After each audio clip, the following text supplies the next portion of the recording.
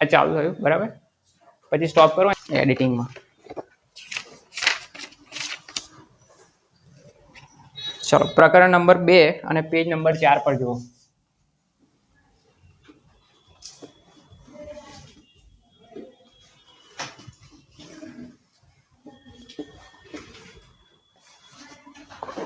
જો પહેલો પ્રશ્ન એવો આપેલો છે, બહુપદી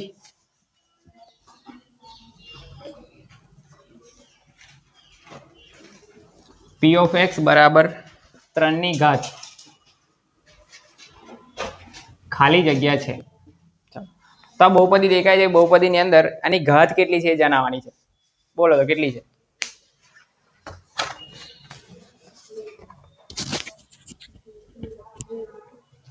કેટલી?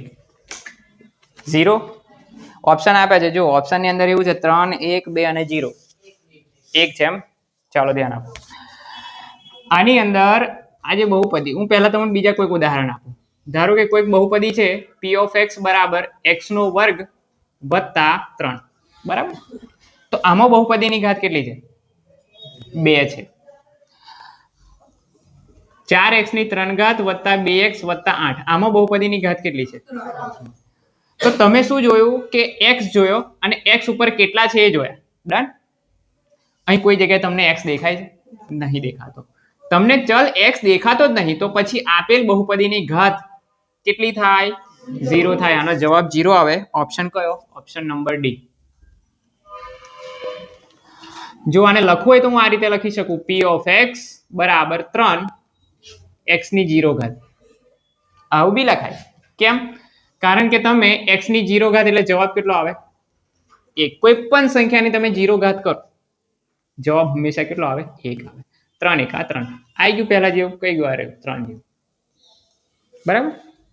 એટલે અહીં x ની 0 ઘાત એ રીતે હું બતાવી શકું. અથવા તો તમને ચલ દેખાય ના, તો તમે આરામથી ત્યાં લખી શકો કે ભાઈ આની ઘાત કેટલી છે? 0 છે. ચાલો આમાં ખબર પડી ગઈ. ઓકે, આગળ જુઓ. હવે બીજો બહુપદી આપી છે આપણને p of t બરાબર t નો વર્ગ ઓછા t વત્તા 2. એના માટે p of 1/3 આ આપણે શોધવાનું છે. જ્યાં જ્યાં t દેખાય છે ત્યાં આપણે કેટલા મૂકવાના છે? 1/3 મૂકવાના. ચાલો કિંમતો મૂકીએ. t આવ્યો તો ત્યાં મૂકવાના 1/3. 1/3 નો શું ઉપર આપ્યું છે? વર્ગ. ઓછા t, t એટલે 1/3 વત્તા 2. 1 નો વર્ગ 1 થાય અને નીચે 3 નો વર્ગ કેટલો થાય? 9 થાય. ઓછા 1/3 વત્તા 2 થાય. આવું હું એક કામ કરું છું, જુઓ અહીં કેટલા છે? 9 છે. તો અહીં પણ મારે છેદમાં 9 લાવવા હોય તો હું આ 3 ને 3 વડે ગુણી દઉં તો 3 તરી 9 થાય. હવે જેવો 3 વડે નીચે ગુણાકાર કર્યો એટલે ઉપર હોય 3 વડે ગુણાકાર કરવાનો. એટલે લખાય 1 ઓછા 3 1 3, પછી આખાના છેદમાં આપણે 9 લખી શકીએ. કેમ આવું કર્યું? કારણ કે બંનેમાં તમે જુઓ હવે છેદ કેવા થઈ ગયા? સરખા થઈ ગયા. તો છેદ સરખા થઈ ગયા હોય તો આખાના છેદમાં આપણે આ રીતે લખી શકીએ. વત્તા 2. સાહેબ અહીં હોય 9 લખી દઉં? એમ ના લખાય. બરાબર, મન ફાવે એવું ના થાય. વત્તા 1 ઓછા 3 ઓછા 2 છેદમાં 9 વત્તા 2 -2 વત્તા 9 અને 2 નો ગુણાકાર કેટલો થાય? 18 છેદમાં 9. 18 માંથી -2 જાય તો 18 માંથી 2 જાય તો કેટલા આવે? 16. 16/9 છે આવો જવાબ. કયો છે ઓપ્શન? ઓપ્શન સી આનો સાચો જવાબ છે. ચાલો આમાં કોઈ તકલીફ છે? ચાલો એની સાથે બીજો જોઈ લઈએ. ત્રીજો પ્રશ્ન.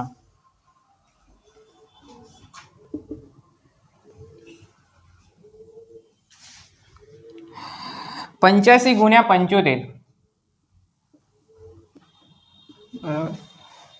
તમે સાદો ગુણાકાર કરવા મળે એવું ના ચાલે. એમ તો ચાલે, તમને ખાલી જવાબોનો કેટલો આવે એ તમે પેલી રીતે ગણી શકો. પણ આપણે આને દાખલાની રીતે બતાવવો હોય તો કેવી રીતે ગણી શકાય? કોઈ કહેશે?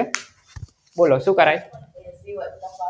ઓકે, આ 85 ને આપણે લખી શકીએ 80 + 5 ગુણ્યા 75 ને શું લખાય? 80 - 5. 80 માંથી 5 જાય તો 75, 80 માં 5 ઉમેરીએ તો 85, બરાબર? બોલો હવે શું પ્રોસેસ થાય?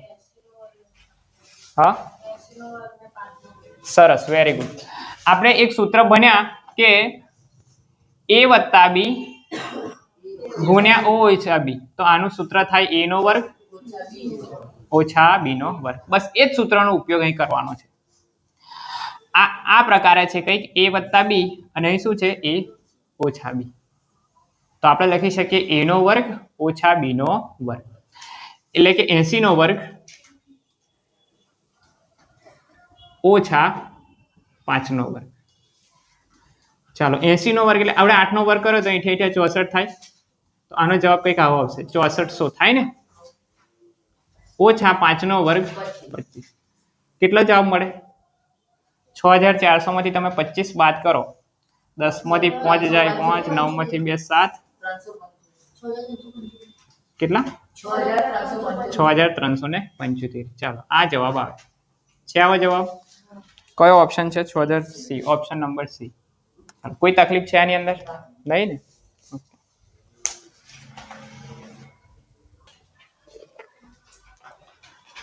જો ચોથા નંબરનો પ્રશ્ન, x નો ઘન ઓછા 3x નો વર્ગ વત્તા x વત્તા 24 એનો એક અવયવ આપેલ બહુપદીનો એક અવયવ x - 2 હોય તો એની કિંમત કેટલી થાય? બરાબર. હવે જો અહીંયા આપણને એવું આપ્યું છે કે આનો એક અવયવ છે શું છે? x - 2 છે, એટલે ડાયા બની -2 ને મૂકી દેવાના. અહીં શું થશે? આ રીતે ગણતરી થાય, x - 2 = 0 તો x = 2. એ રીતે નહીં તો તમારે યાદ રાખી લેવાનું કે x બરાબર કેટલા મૂકવા પડે? 2. એ જગ્યાએ જો આપણને +2 એવું આપ્યું હોત તો આપણે x ની જગ્યાએ કેટલા મૂકતા? ત્યાં -2. બરોબર, એટલી ખબર પડી? ચાલો, આપણને માઇનસ આપેલો હતો એટલે x બરાબર આપણે 2 મૂકવાના છે.